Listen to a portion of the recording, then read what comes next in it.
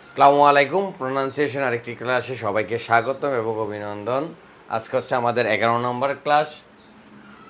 কোনো ওয়ার্ডের শেষে যদি আর থাকে এবং তার পূর্বে বাওয়াল থাকে তাহলে আর মিউট থাকে। অর্থাৎ কোনো একটা ওয়ার্ডের শেষে যখন আর থাকবে এবং তার আগে যদি কোনো একটা বাওয়াল থাকে তাহলে আমরা সেই আরটাকে মিউট রাখবো।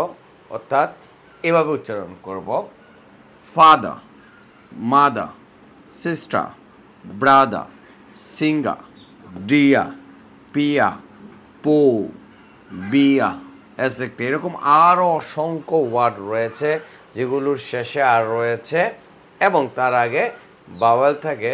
ওই ক্ষেত্রে আমরা আরটাকে মিউট রাখবো। আজকে এ পর্যন্তই। আল্লাহ হাফেজ।